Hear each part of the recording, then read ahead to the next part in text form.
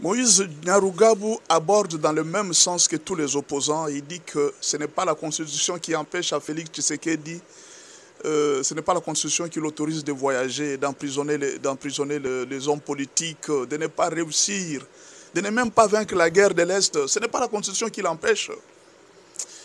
Ce que j'aime chez Moïse Nyarugabo, c'est l'honnêteté intellectuelle. C'est ce que beaucoup d'opposants n'ont pas. Ce monsieur, malgré qu'il a condamné Félix, mais j'ai aimé une chose, l'honnêteté intellectuelle.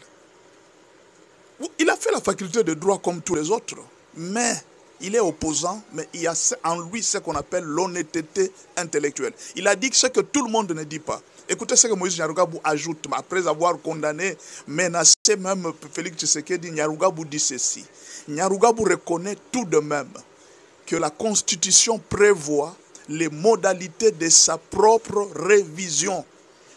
Mais le choix du moment, l'opportunité, l'urgence, les matières à relever cachent une mauvaise intention. Alors, Moïse Nyarugabo a précisé une chose que beaucoup de gens ne précisent pas. En changeant la constitution, Félix Tshisekedi ne viole pas la loi. Pourquoi? Même s'il dit que le moment est mal choisi. Alors, par rapport à quoi on doit définir? Qu'est-ce que la constitution définit par rapport au moment? Est-ce que l'Assemblée ne fonctionne pas? Est-ce que le gouvernement n'est pas en place? Les gouverneurs ne sont-ils pas en place? Tout fonctionne. C'est-à-dire, si tout fonctionne dans le pays, il n'y a pas de problème. Bien sûr que le pays est en guerre. Qui ne connaît pas que le pays est en guerre? Mais le fait que le pays soit en guerre, le président Félix Tshisekedi pouvait peut-être proclamer un état d'urgence dans toute la RDC. Et on allait dire que non, voilà, on a proclamé l'état d'urgence et il n'y a plus de... On ne peut pas changer la constitution. Il y a la prorogation de... C'est d'après la loi, toutes les prorogations qu'on fait là. On n'a pas violé la constitution. Maintenant, le problème c'est celui-ci. Ça là que j'apprécie l'honnêteté intellectuelle de Nyarugabo. En quoi Félix Tshisekedi viole la constitution s'il révise la constitution au moment où la constitution elle-même prévoit d'être révisée?